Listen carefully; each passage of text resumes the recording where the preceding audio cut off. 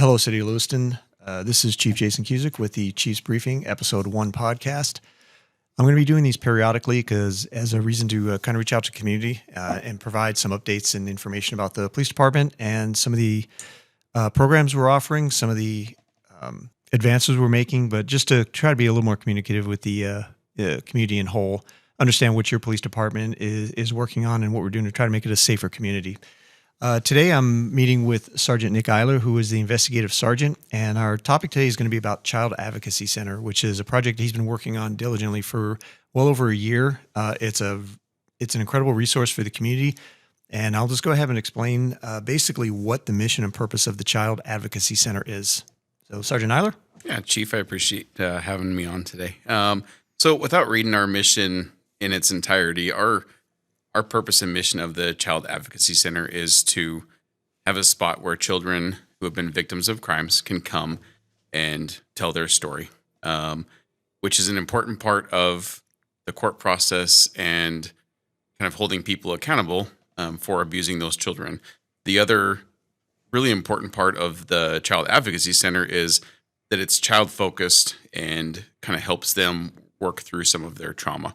And interviewing kids about crimes is not something new. Law enforcement in our area has done this for a long time, and because we haven't had a child advocacy center. And so having this center is kind of takes some of this burden off of law enforcement, but also helps with families and children because they don't have to come talk to a police department or a detective, which can be traumatizing in its own right sometimes. So we are really focused on the child and getting them better, and then letting law enforcement, prosecutor's office, CPS, everybody else focus on their jobs and what they're supposed to be doing.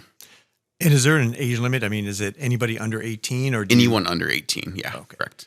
And then are there specific services that are provided? So we do the biggest service I think we would provide at this point is a forensic interview, which is just a fancy way of interviewing children to make sure we are not asking leading questions and doing it in a way where we can get a correct and kind of accurate statement or story from them.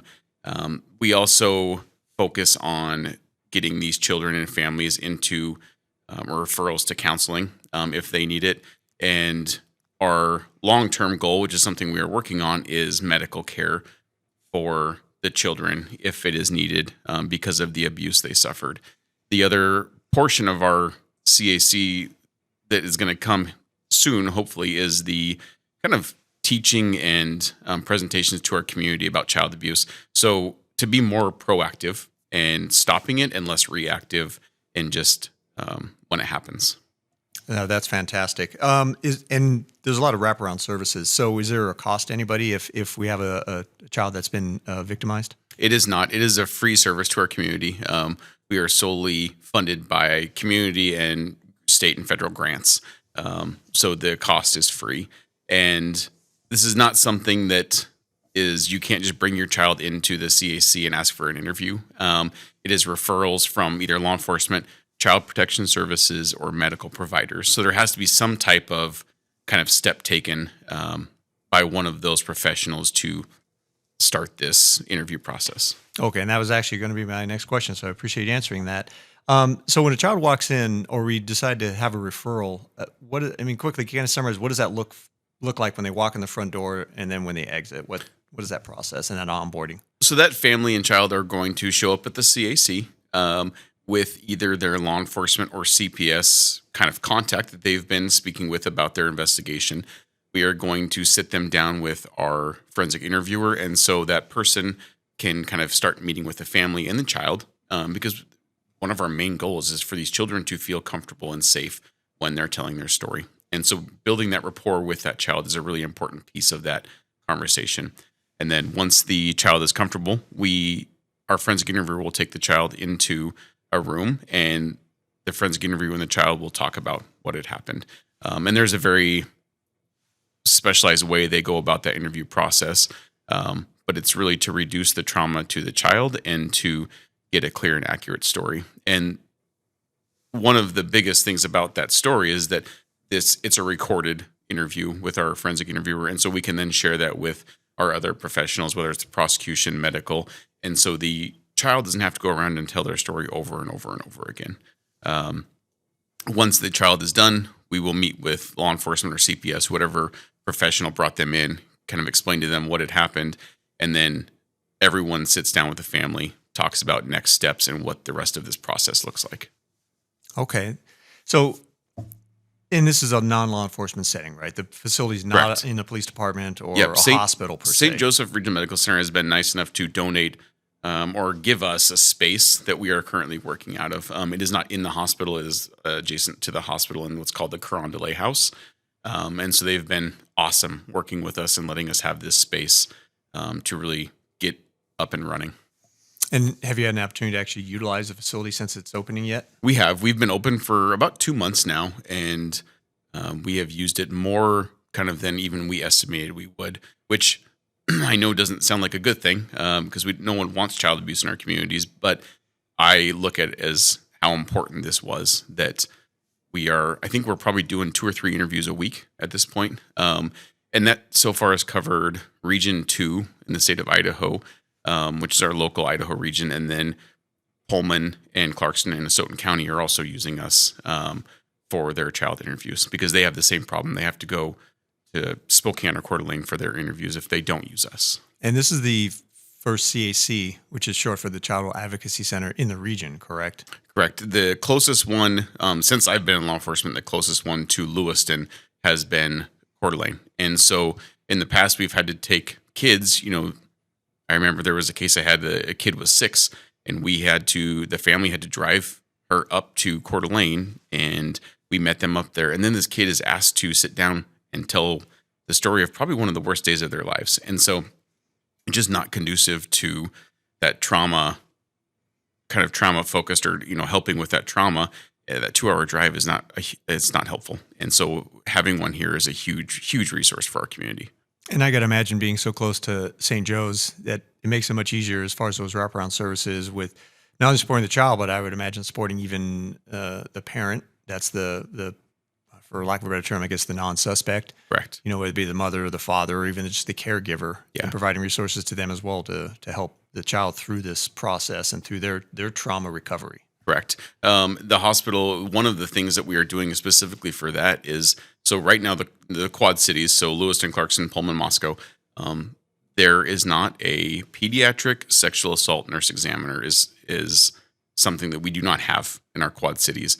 And it is something that is extremely important in child sexual abuse investigations because that medical piece of those investigations is huge.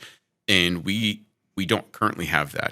And the CAC, Two Rivers, has partnered or been talking with St. Joe's, and we are currently getting at least 1, if not 2, nurses trained in the pediatric sexual assault nurse examiner program.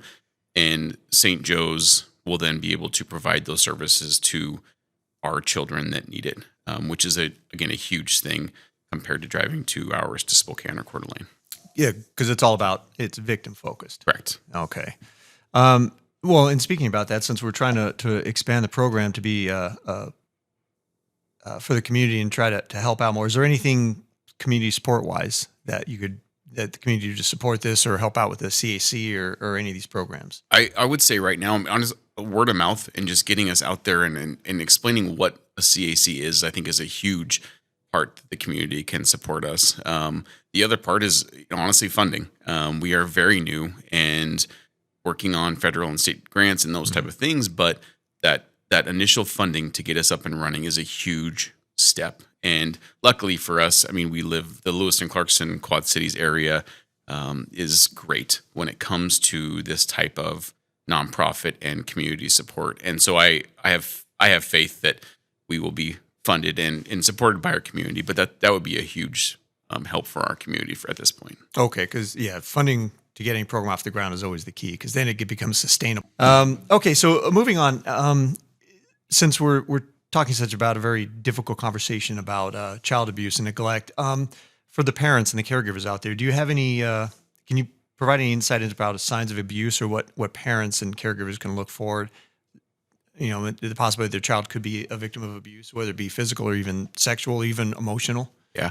So, and I'll be careful when I kind of talk about it because I think there are so many different things that can go on in a child's life to kind of pay attention to. I personally think the biggest thing that I have talked with parents about is just knowing your kid, knowing what their normal is, and kind of looking for those things that are outside of what they're normal. The other big part of that is really focusing on who they are spending their time with, and having kind of trust and support in those people that they are kind of with, and listening to your kids. It is really easy as a parent to kind of push off some of the things that our kids say to us. And I think we really need to be focused specifically on this, about the kind of statements or things our kids say. And so just being focused on our kids and knowing what's not their normal is a big step. And then not being scared to report it either. I would say that a big part of our community, or people in general, they don't want to believe that these things happen. And so they are nervous to bring it up to law enforcement or CPS, because what if they're wrong? And what I would say to that is, if you're wrong, that's something, it's not a big deal. We can move past that. But if you're right and we don't say something, then it's never reported and brought to the forefront.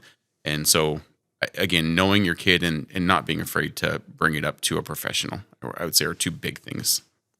Okay, great. I appreciate that. And I know this is kind of off topic a little bit, and this is going to be one for your detectives, which will probably be one of my very soon future interviews. But what about potential of them being a victimization through online, where they're, say, a child's meeting an adult? Or is there any certain overall quick tips or advice you can give parents about watching for that? I would say just be, again, cognizant of what your child is doing. It is really easy in this day and age with all of the technology to just trust that our kids are doing the correct thing when they are on their electronics. And whether it's the school computer that almost every kid has these days, whether it's the cell phone or the tablet, most TVs in homes now have some type of website, internet capability. And so just being cognizant of what your kids are doing and their online footprint is a big part of making sure they are safe, because there are predators out there everywhere, and they look for these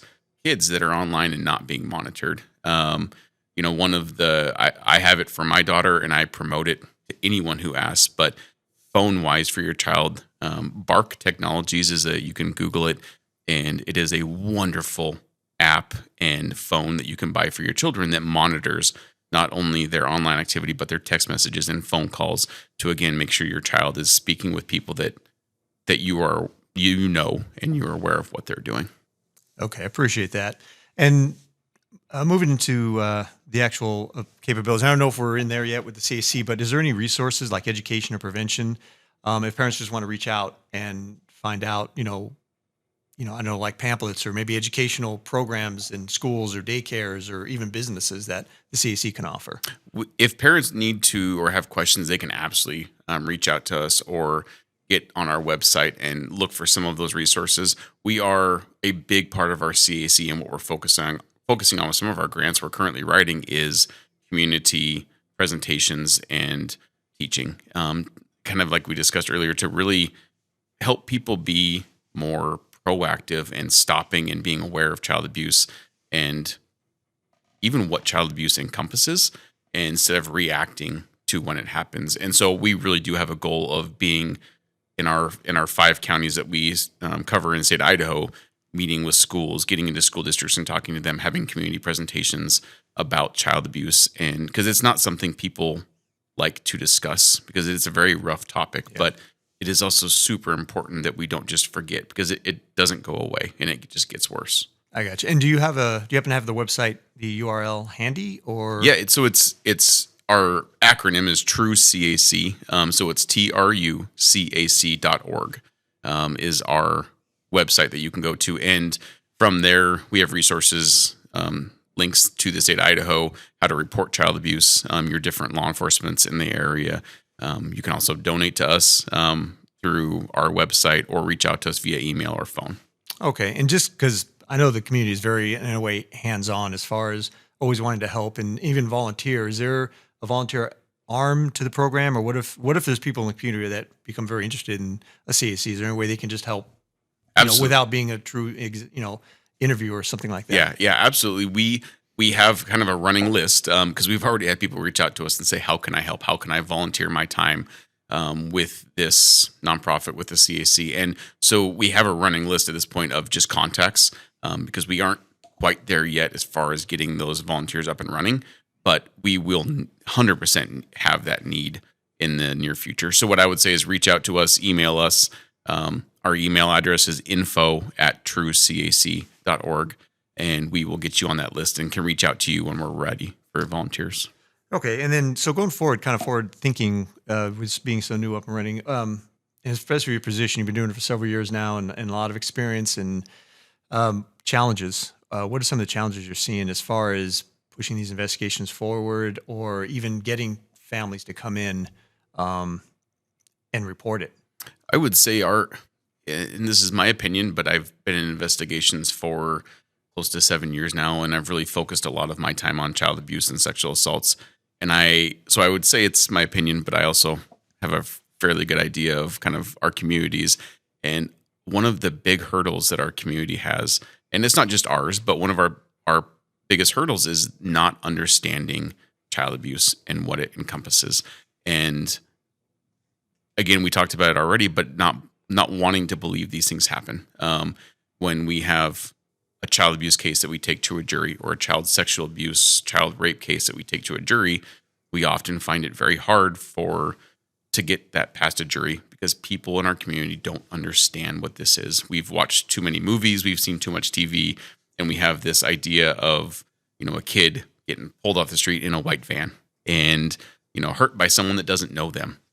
That is not what happens in our communities. It's not what happens in America. And usually our abuser of children is someone that knows them, or is at least a close family friend, a relative. That those are the type of people that get in and hurt our kids. And so just having a good understanding of child abuse and kind of a realistic view of it, I think, is a huge hurdle that we need to get over, and to really see the picture of what we're dealing with.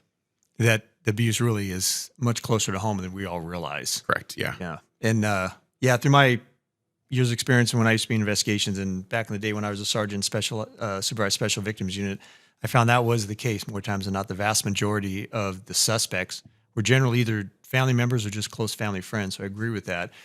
But you think kind of the community looks at a perspective like it's just that, evil person driving around the country and Correct. snatching kids off the street. And it makes it hard for kids too, because this person in their life has been in their life, whether it's their uncle, their brother, their mom, their dad, a close family friend. It is someone that's involved in their life. And so these kids have these thoughts too. If I go in and tell mom and dad that uncle is doing this to me, or that my brother hurt me, they realize that they could possibly blow up their entire family or ruin this relationship with someone who's a huge part of their life. And so that's a really hard thing for kids to kind of move past. And I don't think we give kids enough credit sometimes for kind of their thinking and what's going on, but they absolutely focus on that when it comes to these cases. And it's hard for them to come forward because they can see, or they have that kind of anxiety about what this could do to their family dynamic. And of course, we're talking, this is not just necessarily sexual abuse. We're talking physical abuse. Correct. Yeah. Mental, emotional, just not healthy environments for children to be in. And again, that's where the importance of where a CAC would come in, because we can get a good, accurate interview and understand the depth of the trauma, the child's, but also family resources too, correct? Where Correct. we're not about, law enforcement and social services are not about blowing up families. And it's very important that families stay united. Correct. And that's where we have those wraparound services I mentioned earlier, correct? Yep, correct. We can work on family therapy, family dynamics, and hopefully the entire family can move past this process. Correct. I've worked really closely with our CPS child welfare professionals for the last 8 years now, and I tease them sometimes that families and people get more nervous about hearing CPS coming to their house than they do the cops. And but I also tell the families that we work with that our goal is to not break them up. Our goal is to make sure they understand what they were doing, what was wrong, and how to fix it and get better. The last thing we want to do is remove kids from houses and tear apart families. We want to help them grow and better themselves and be good, parts of our community. Okay, I appreciate that. And I agree with that. Again, it's an arm of not only just the police, but the courts, but also the CPS and just the whole community. That's why I'm excited for the opportunity to have this resource in here, but also how much time it took for you and your team to get this project off the ground. Because I believe we started talking about this at least a year and a half ago. Correct. Yeah, it's something we've probably officially been working on it for about a year and a half. We've been talking about it for years and years. It's just always been one of those things that's just always kind of been put on the back burner because of your day job. And so it's been a very long process. But again, because of the support of our community and the need in our region, I'm really happy with the progress we've made in that year and a half. So going forward, just kind of the last question we'll have before we wrap it up. What are kind of your future plans or hopes for what the CAC will evolve into if it's not quite there yet? Yeah, no, for sure. I appreciate St. Joe's and all the support they've given us, but I think one of our big goals here in the near future is trying to find a standalone building for us to be in. It will help us better support the families when they come in, and it'll be a little bit more of a clean process than being up at St. Joe's. And so that's one of our big goals. The other one is to get some type of medical aspect, which again, we're working on, attached to the CAC. More than likely that will be through the hospital. But the need for medical in a lot of these cases is very, very important. And so that's one of our big goals. And then just to continue to grow higher. At this point, we have one employee. We hope to have 3 or 4 here by, I would say, the end of the summer. And then we can really focus on the advocacy and teaching and not just the forensic interviews, but really getting out into our community and helping them understand what child abuse is and how we kind of combat that. All right. Well, I appreciate it. And thank you for your time. This will be wrapping up the first episode. And my goal is to have a little 15 to 30 minute podcast for the communities, and we'll bring on various aspects, like I said. But again, a huge thank you to Sergeant Nick Eiler. I've kind of been listening and being on the sidelines as this program came together, and it is going to be an enormous asset. But the work he did on throughout the course of this year and a half, and much of it off duty in his own time, I can't tell you how much I appreciate it. And it's what you and your team done, and all the people at St. Joe's and all the other people involved, like the social workers and the Child Protective Service folks. A lot of this is all off duty, and the amount of times you've done creating a nonprofit organization, just in all the work behind the scenes, it's fantastic. I've been to the facility, and it's a good setup. And I think it's going to be helpful for the children, and I think it's really going to help families in the recovery process. So thank you for your efforts, and thank you for what you've done for this community. I appreciate it.